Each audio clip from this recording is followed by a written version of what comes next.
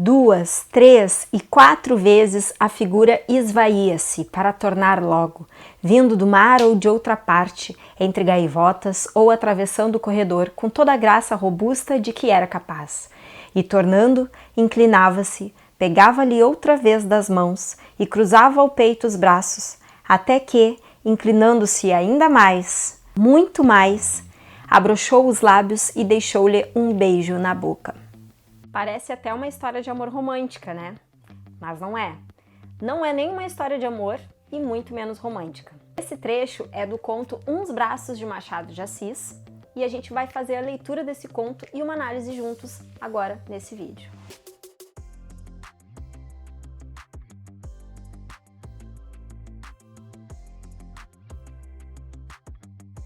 Oi pessoal, eu sou a professora Daphne e vocês estão no canal Máquina Literária.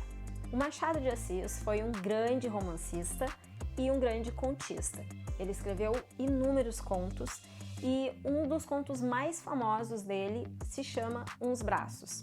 E esse conto foi publicado numa coletânea de contos chamada Várias Histórias, no ano de 1896. Sem delongas, pega o teu livro, senta de uma maneira confortável e vamos começar a leitura. Vamos relembrar que o Machado de Assis foi o principal escritor do que hoje os críticos literários chamam de realismo, a estética realista, no Brasil, lá na segunda metade do século XIX. E quando a gente fala de realismo no Brasil, a gente está falando basicamente de Machado de Assis. Então, vamos lá. Uns Braços. Inácio estremeceu, ouvindo os gritos do solicitador. Recebeu o prato que este lhe apresentava e tratou de comer, debaixo de uma trovoada de nomes. Malandro, cabeça de vento, estúpido, maluco. Onde anda que nunca ouve o que lhe digo? Hei de contar tudo a seu pai, para que lhe sacuda a preguiça do corpo com uma boa vara de marmelo, ou um pau. Sim, ainda pode apanhar, não pense que não. Estúpido, maluco! Bom, só nesses dois primeiros parágrafos do conto a gente já percebe algumas características que são únicas do Machado de Assis, que é a forma como ele descreve, é uma descrição muito culta e uma descrição muito direta, muito objetiva. A gente percebe de cara que não tem rodeios aqui para falar do personagem ou da situação que está acontecendo, né? E aí a gente já tem aqui um personagem que é nomeado, inclusive o conto começa com o nome desse personagem, que é o Inácio. Então a gente já começa pensando o seguinte, bom, então o Inácio é o personagem principal dessa história, deve ser ele o protagonista. E aí a gente vai, ao longo da nossa leitura, a gente vai percebendo ali como que são as características do Inácio e vamos pensar esse personagem como o herói da história. O outro personagem é o solicitador, que ainda não foi nomeado, né? E solicitador era o profissional de direito.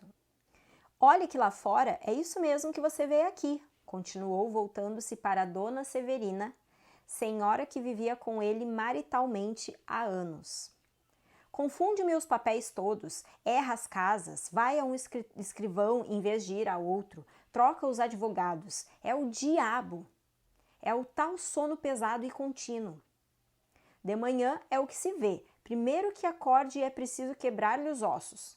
Deixe, amanhã hei de acordá-lo a pau de vassoura. Olha, e aqui nesse parágrafo a gente está vendo o temperamento desse solicitador, né? E já tem a introdução da terceira personagem da história, que é a dona Severina. E também um pouco sobre o Inácio, que parece um rapaz distraído, trabalha com o solicitador, que não está gostando muito desses serviços ou do modo como o Inácio se comporta no serviço.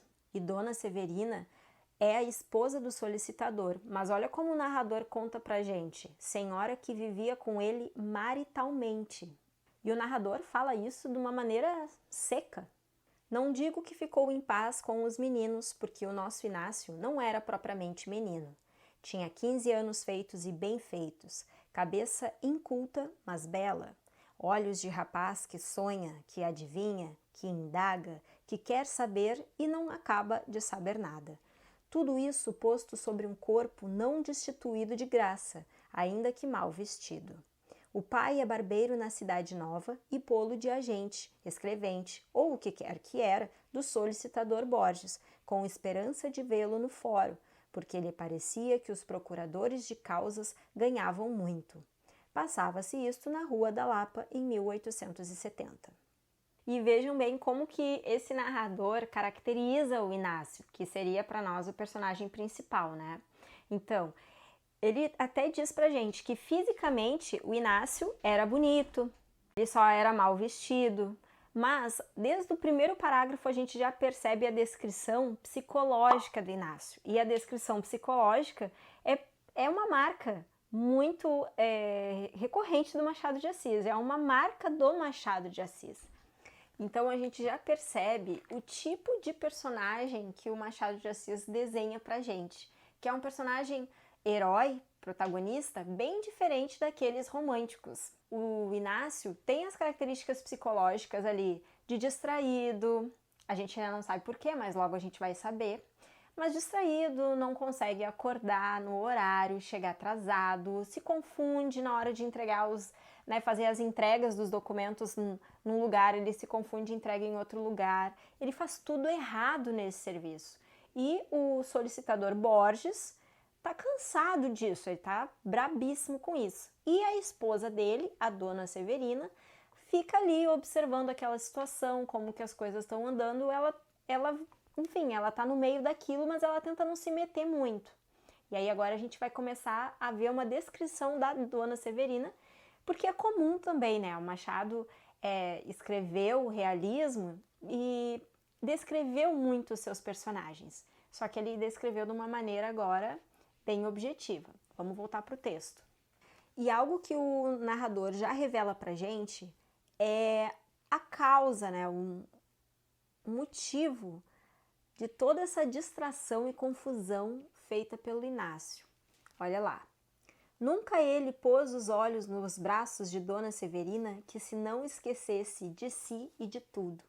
Ou seja, nessa frase aqui tá claro pra gente que o Inácio é apaixonado, se não pela Dona Severina, pelos braços da Dona Severina.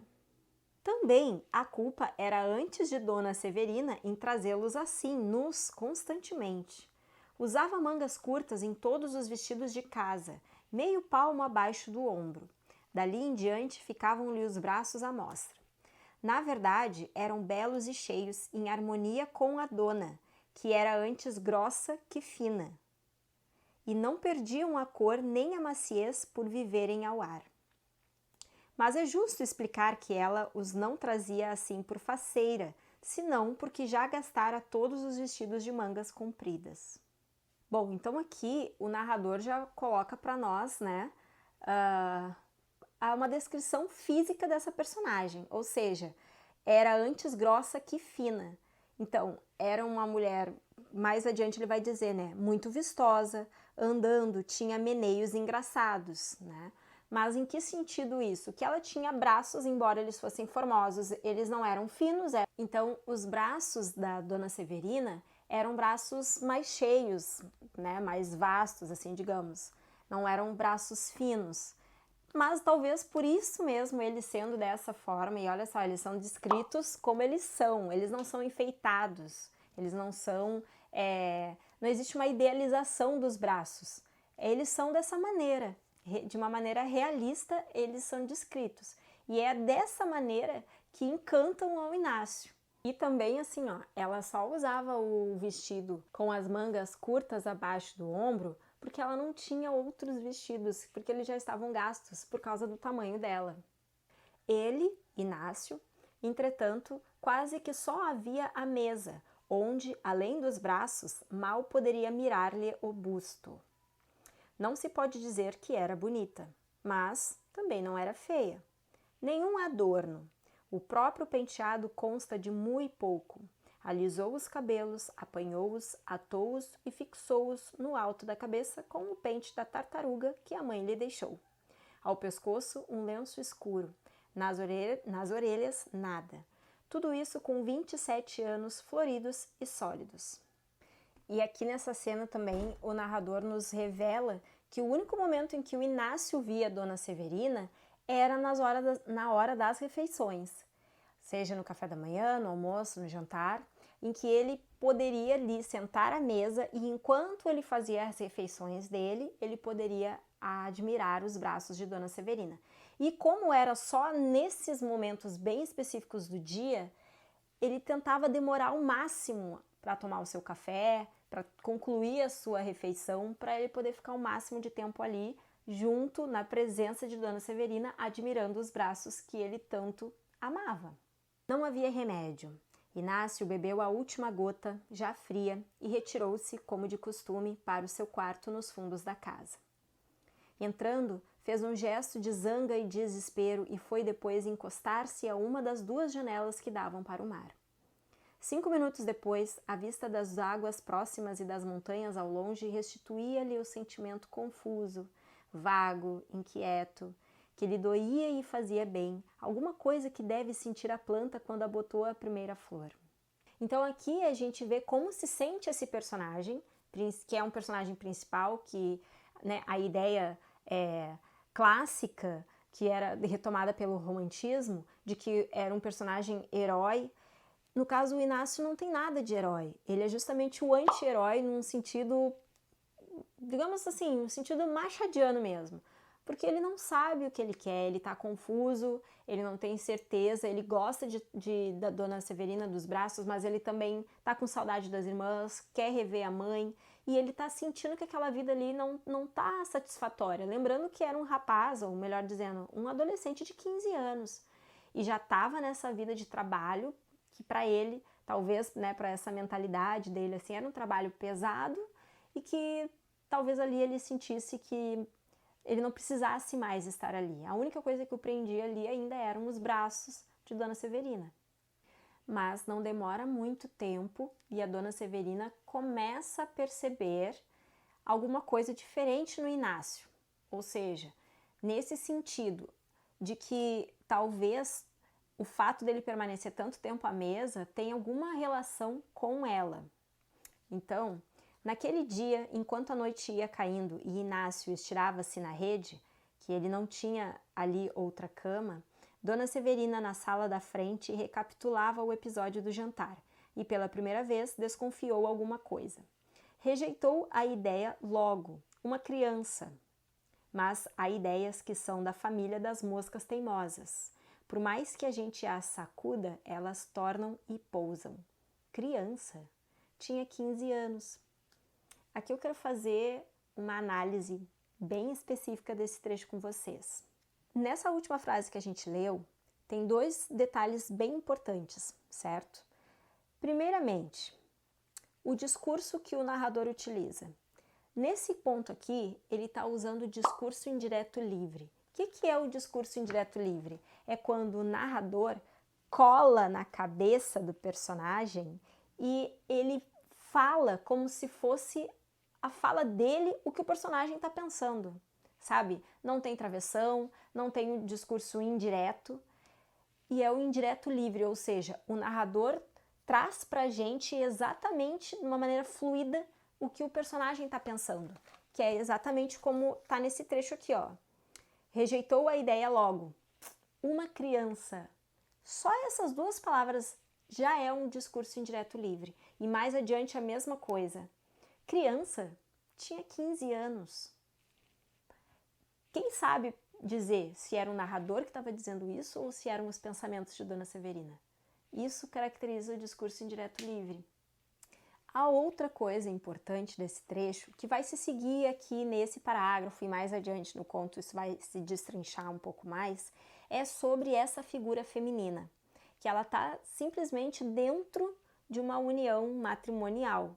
Mas essa mulher, evidentemente, não é mais feliz nesse casamento.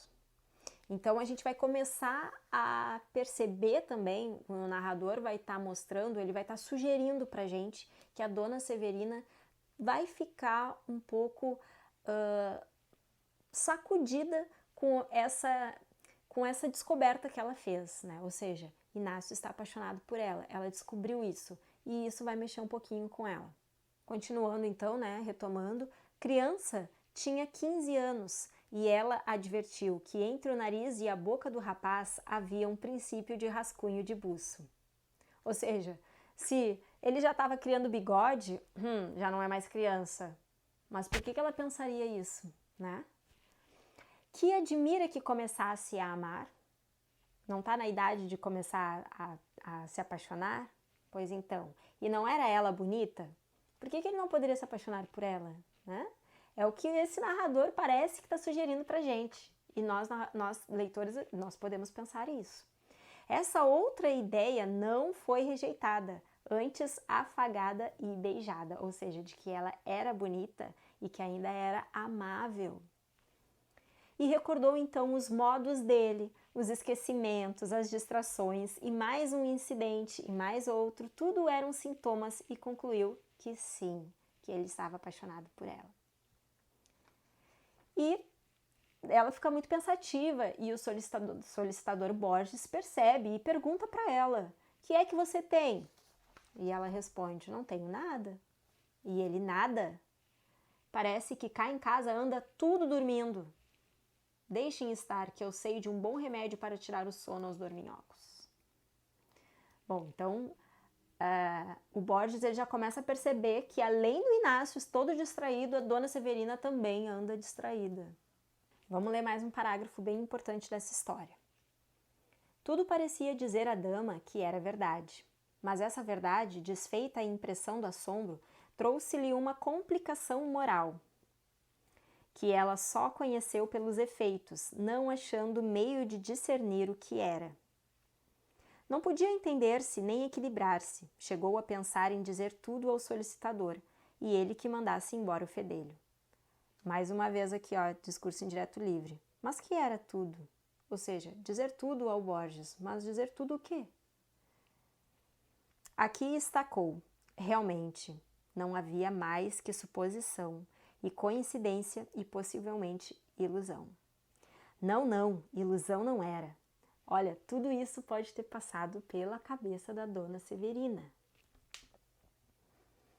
E logo recolhia os indícios vagos, mas o narrador ele deixa claro pra gente que eram só indícios, não eram certezas, não tinha clareza nas atitudes. O acanhamento, as distrações para rejeitar a ideia de estar enganada.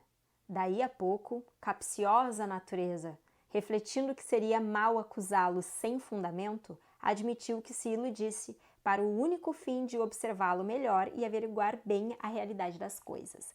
Então, vejam bem que essa personagem, ela já está ficando mexida com a possibilidade de um outro homem estar apaixonado por ela, mas ela quer ter certeza disso, porque esse parágrafo deixa claro que a personagem não tem certeza. Justamente porque o narrador deixa bem claro para nós, olha só, dessa maneira vaga, uma linguagem assim, supondo e sugerindo coisas, o narrador vai dando as pistas pra gente da realidade, certo?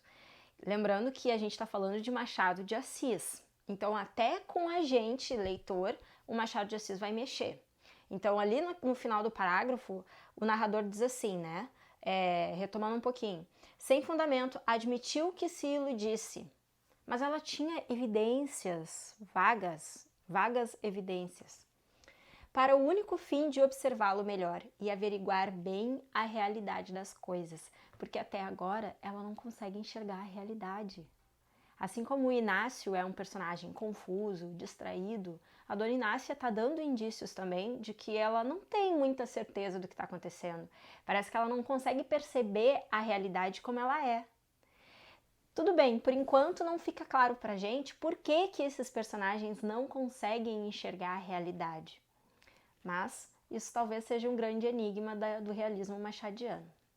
Então, a Dona Severina não pediu para o solicitador Borges mandar o Inácio embora, e aí ela pôde observar um pouco melhor o comportamento desse menino, dessa criança, né? Então, sim, percebeu que era amada e temida, amor adolescente e virgem, retido pelos liames sociais e por um sentimento de inferioridade que o impedia de reconhecer-se a si mesmo. Então aqui o narrador, novamente, trazendo características psicológicas, né? Ou seja, o que mais ou menos causava um pouco daquela daquela confusão do Inácio, né? Porque ele se sentia de fato inferior, talvez em idade enfim, no cargo que ele estava ocupando no trabalho ou até na casa do solicitador Borges, né? Então, certo. Já se persuadia bem que ele era criança. Então aqui o narrador parece que ele está tentando trazer para nós um pensamento fixo na cabeça da Dona Severina. É apenas uma criança, é apenas uma criança. Quando, na verdade, a gente já consegue perceber ali, dentro da própria Dona Severina, um conflito que ela está tentando racionalmente afirmar, tudo bem, é só uma criança, não tem problema nenhum, mas no fundo ela ainda fica com aquelas ideias, olha, eu sou amável, por que não podem se apaixonar por mim? Ele já tem bigode, né? Então, de repente, nem é tão criança assim. Então, ela tá ali com um conflito dentro dela. Então, ela começou a tratar ele de uma maneira seca, né? E Inácio começou a sentir que ela fugia-lhe com os olhos, ou falava-lhe áspero, quase tanto como o próprio Borges. De outras vezes, é verdade que o tom da voz saía brando e até meigo, muito meigo. Assim como o olhar, geralmente esquivo, tanto errava por outras partes que, para descansar, vinha pousar na cabeça dele. Mas tudo isso era curto, ou seja, tudo muito rápido e ele é como dizendo assim, ele tem impressões de que ela tinha falado tão meigamente com ele, mas será que realmente falou meigamente? Né? Aí ele diz, vamos embora, repetia ele na rua. Como nos primeiros dias ele dizia que ia embora, mas no fim ele não ia embora, ele não decidia, né? Ele ficava, né? E os braços de Dona Severina fechavam-lhe um parênteses no meio do longo e fastidioso período da vida que levava. E essa oração intercalada trazia uma ideia original e profunda, inventada pelo céu unicamente para ele. Gente, não nos deixemos iludir por essa narrativa. Parece romântico, parece agora tão, né, poético. Mas não, gente. Isso aqui é justamente para causar uma ilusão na gente também, tá? Deixava-se estar e ia andando. Afinal, porém, teve de sair. Então, enfim, ele passou um tempo relutando, mas ele acabou indo embora. E agora, na história que o narrador conta pra gente por que ele foi embora. Então, para explicar para o leitor por que o Inácio foi embora, ele começa dizendo pra gente que a Dona Severina mudou com ele mais uma vez. Começou a tratar ele com benignidade, né, como ele diz. Conselhos de mãe e amiga, com carinho, amizade e tudo mais. Certo. Inácio chegou ao extremo de confiança de rir à mesa, ou seja, ele estava se sentindo tão bem tratado por ela, pela Dona Severina, que até rir à mesa ele conseguiu. Que o solicitador Borges sempre era tão ríspido com ele à mesa que ele também não falava, ele não ria, ele não tinha nenhuma reação à mesa. Né? Mas agora ele estava tão confiante que até assim ele conseguia, até isso ele conseguiu mudar, conseguiu ser um pouco mais natural e rir. Foi então que Dona Severina viu que a boca do mocinho, graciosa estando calada, não o era menos quando ria. Então ela já estava observando, né, como é que era ele fisicamente, os detalhes físicos do menino. Além dela já ter percebido, ó, tem um bigodinho ali, a boca dele é bonitinha. Então veja o seguinte, ó, gente, o narrador começa a trazer para nós o que se passava dentro da cabeça de uma mulher casada, e naquela época, né, uma mulher casada, enfim, tem um conceito assim, olha, ela tá dando indícios de que ela tá sentindo interesse ou até desejo por um outro homem. E isso já caracteriza o adultério. E a gente sabe que o adultério é um tema clássico no realismo machadiano. Olha lá. A agitação de Inácio ia crescendo, sem que ele pudesse acalmar-se nem entender-se. Então, assim, é o herói mais confuso da história. Ou seja, realismo, onde é que está a realidade nesses pensamentos do Inácio? Então, ele trocava de rua, trocava de esquina, e para onde ele olhasse, para qualquer mulher que ele visse na rua, ele só enxergava os braços de Dona Severina. Ele não enxergava as mulheres que ele estava vendo, ele só enxergava a Dona Severina. Um domingo, nunca ele esqueceu esse domingo. Estava só no quarto, à janela, virado para o mar, que lhe falava a mesma linguagem obscura e nova de Dona Severina. Lembram que lá no início do conto, no momento que ele estava cansado, ele estava à mesa e o Borges veio falar com ele e ele saiu bruscamente da mesa e ele foi para a janela para olhar para o mar, para tentar se acalmar e tal. Então aqui novamente a mesma coisa. Eu acho que essa imagem do mar é importante a gente guardar, porque o mar ele pode nos causar algumas ilusões também, né? Principalmente aquele repuxo da onda, uma série de coisas. Eu acho que essa imagem do mar ajuda a gente a entender essas ilusões aqui. Ok.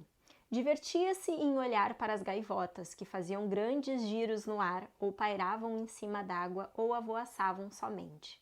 O dia estava lindíssimo. Não era só um domingo cristão, era um imenso domingo universal. Essa frase parece muito enigmática, né? O que seria um imenso domingo universal? Um imenso domingo universal, eu entendo aqui assim, é um dia de descanso. É um dia onde todo mundo tira uma siesta, todo mundo descansa e relaxa. E é o que ele vai fazer aqui nesse momento. Ele vai se atirar numa rede e vai descansar, né? Inácio passava todos os dias ali no quarto ou à janela, ou relendo um dos 3 folhetos que trouxera consigo. Nesse momento eram 2 horas da tarde. Estava cansado, dormira mal à noite, depois de haver andado muito na véspera. Estirou-se na rede, pegou em um dos folhetos A Princesa Magalona e começou a ler. E ali mesmo o narrador já diz pra gente, olha, todas as heroínas das histórias, todas as personagens maravilhosas, magníficas, grandiosas, nenhuma delas era senão a Dona Severina, ali naquelas histórias. Ele só enxergava a Dona Severina. Ó, era ela mesma, eram os seus mesmos braços, em todas as personagens. Vamos lá, mais adiante. Certo, então a Dona Severina sabia que naquele domingo o Borges estava descansando e aí ela se certificou disso, que não tinha mais ninguém ali ao redor e tal, e ela lembrou que o Inácio tinha comido pouco, que ele podia estar doente, né, que talvez ele estivesse muito para baixo e tal, e foi lá no quarto dele ver como é que ele estava. Aí ela chega lá, ela vê que ele está dormindo, né, ó, e parecia fora do natural, inquieta, quase maluca. Ela, né? Olha como ela se sentia, quase maluca. Levantou-se, foi pegar na jarra que estava em cima do aparador e deixou-a no mesmo lugar. Depois caminhou até a porta, deteve-se e voltou, ao que parece sem plano. Então ela estava agitada, mas ela queria fazer alguma coisa. Sentou-se outra vez 5 ou 10 minutos. Ok, saiu da sala, atravessou rasgadamente o corredor e foi até o quarto do mocinho, cuja porta achou escancarada. Então ela não teve esforço para entrar no quarto, estava aberta a porta. Dona Severina parou, espiou, deu com ele na rede, dormindo, com o braço para fora e o folheto caído no chão. A cabeça inclinava-se um pouco do lado da porta, deixando ver os olhos fechados, os cabelos revoltos e um grande ar de riso e de beatitude. Detalhe, descrição realista, né? Então, descreveu como que estava a posição do corpo, como que estavam os olhos, não encheu de adjetivos aqui para falar do jovem, para falar da paisagem ou para falar do cenário. Descrição crua, simples e objetiva. E talvez, olha só, aí o narrador está supondo pra gente que um grande ar de riso e de beatitude, que de repente ele estava sonhando com alguma coisa muito boa. Dona Severina sentiu bater-lhe o coração com veemência e recuou. Sonhara de noite com ele. Talvez por isso que ela estava toda, né, agitada, porque ela já tinha sonhado com ele naquela noite.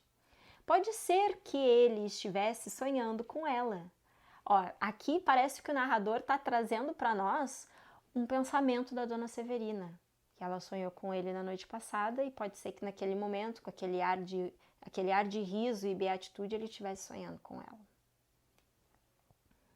Mas, detalhe, desde madrugada que a figura do mocinho andava-lhe diante dos olhos como uma tentação diabólica. O que isso quer dizer?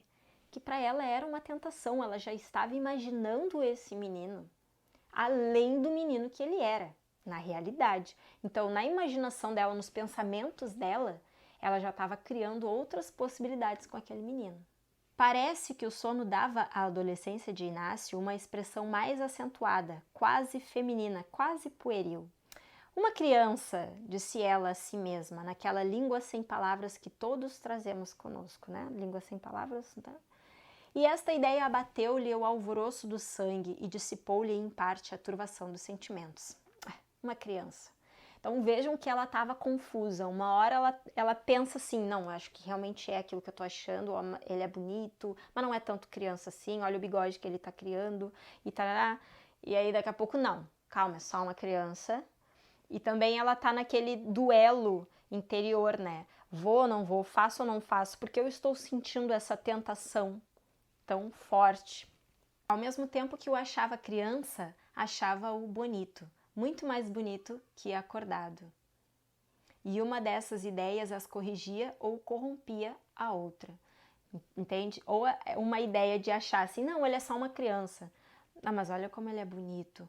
Então, na medida que o narrador diz assim, um pensamento corrige o outro, na intenção de acertar, um pensamento corrompe o outro, no sentido de fazer com que ela erre, com que ela deslize no adultério. Que não possamos ver os sonhos uns dos outros. Dona Severina ter-se-ia visto a si mesma na imaginação do rapaz. Ter-se-ia visto diante da rede, risonha e parada. Depois inclinar-se, pegar-lhe nas mãos, levá-las ao peito, cruzando ali os braços, os famosos braços. Inácio, namorado deles, ainda assim ouvia as palavras dela, que eram lindas, cálidas, principalmente novas, ou, pelo menos, pertenciam a algum idioma que ele não conhecia, posto que o entendesse.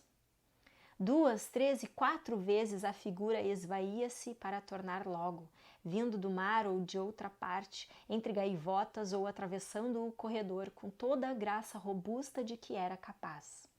E tornando, inclinava-se, pegava-lhe outra vez das mãos e cruzava ao peito os braços, até que, inclinando-se ainda mais, muito mais, abrochou os lábios e deixou-lhe um beijo na boca.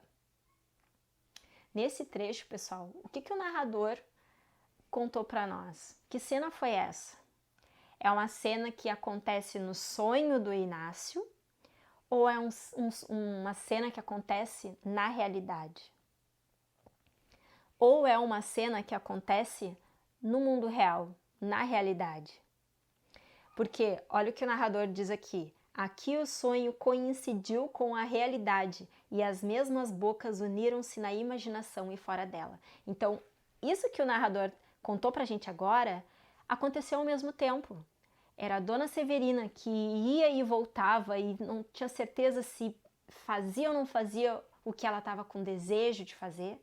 E ao mesmo tempo, no sonho do Inácio, a Dona Severina ia e voltava, se afastava e retornava quando, de repente, aconteceu um beijo. E no momento em que, no sonho do Inácio, a Dona Severina o beijou, no momento da realidade mesmo, a Dona Severina beijou o Inácio. Então, as duas coisas ao mesmo tempo. Então, vejam aqui, ó, esse conto, para mim, ele representa justamente essa dualidade entre a realidade e a fantasia. A realidade e a imaginação, a realidade e a ilusão.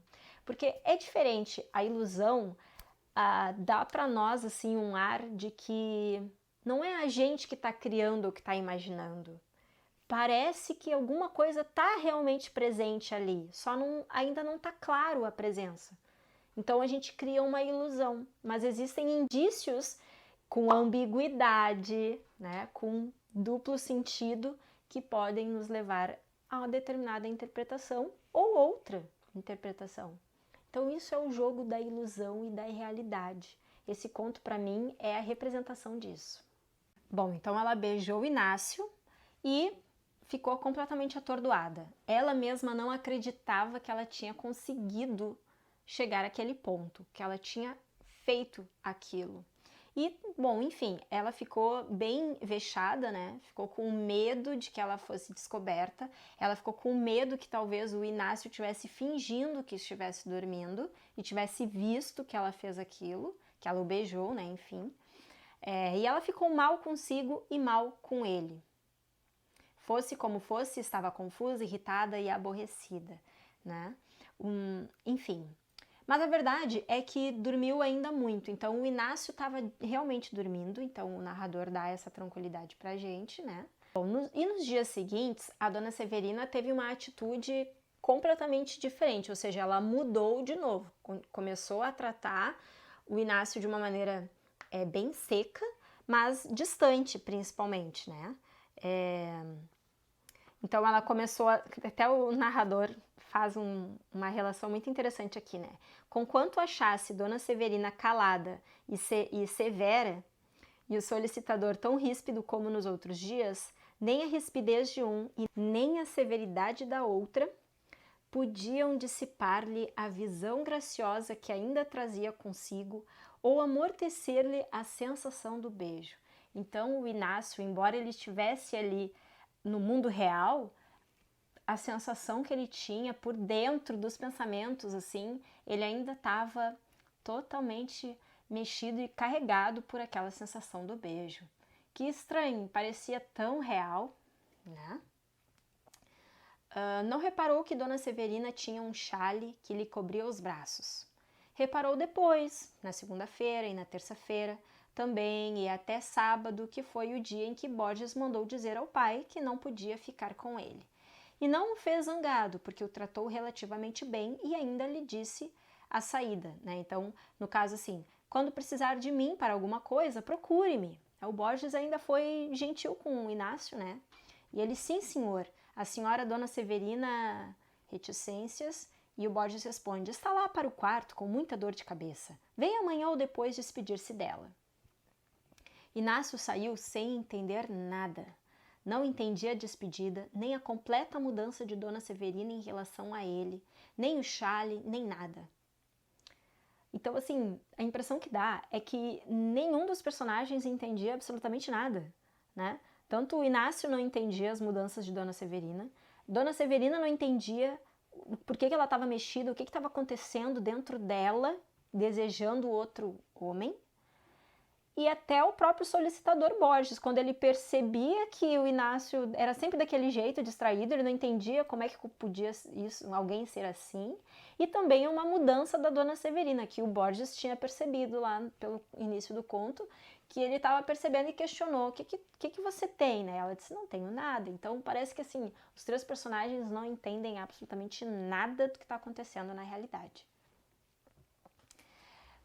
Estava tão bem, falava-lhe com tanta amizade, como é que de repente, sabe? Então, assim, mais um pouco do discurso indireto livre, o narrador trazendo os pensamentos do Inácio. Tanto pensou que acabou supondo de sua parte algum olhar indiscreto, alguma distração que a ofendera. Não era outra coisa, e daqui a cara fechada e o chale que cobria os braços tão bonitos. Não importa, levava consigo o sabor do sonho.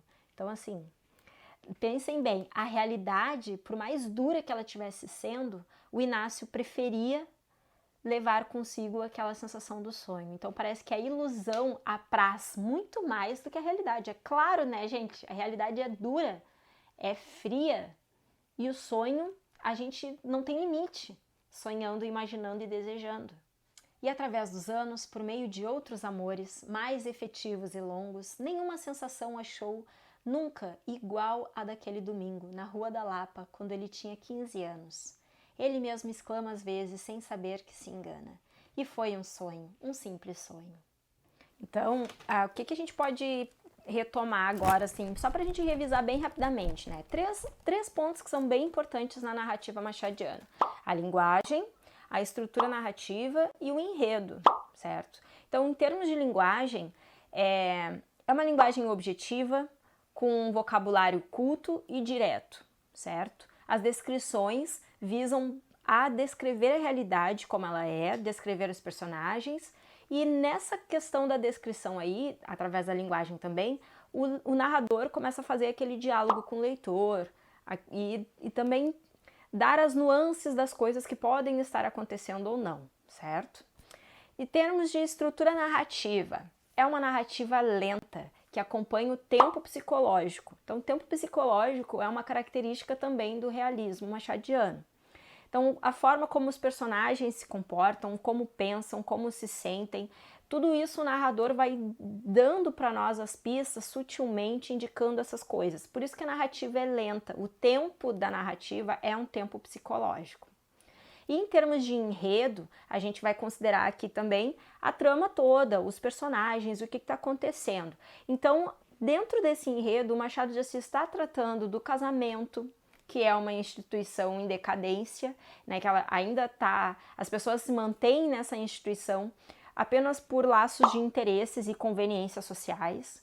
O amor também vai por esse caminho, ou seja, o casamento é uma conveniência, logo o amor não é necessário para isso, e as pessoas vivem por interesse, ou por comodidade, ou simplesmente para manter as aparências na sociedade, e o tema da aparência também é um tema machadiano.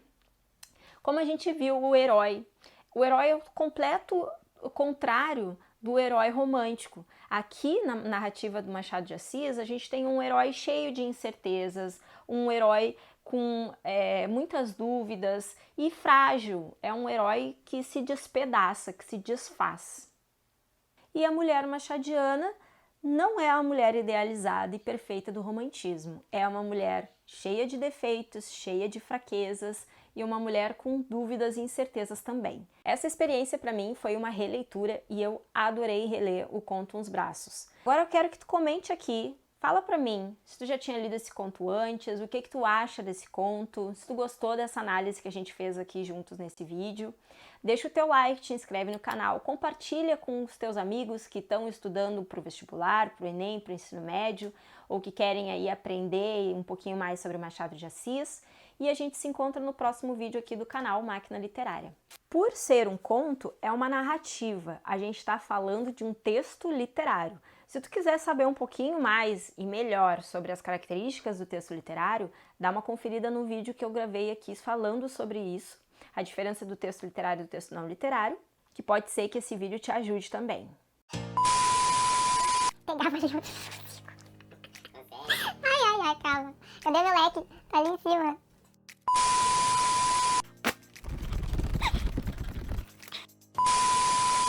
E tornando, inclinando. Ai, não dá, eu tô com calor. Então, tudo me faz rir, o que eu vou fazer?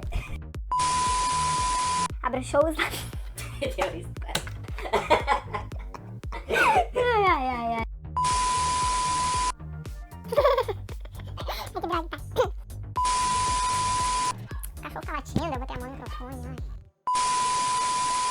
Envolvido assim. Ai, não é envolvido, aí meu pé estralou. Deu, corta.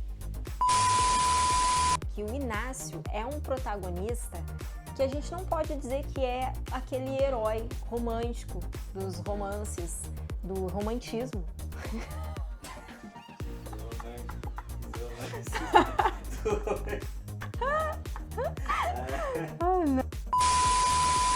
E ao longo da minha vida,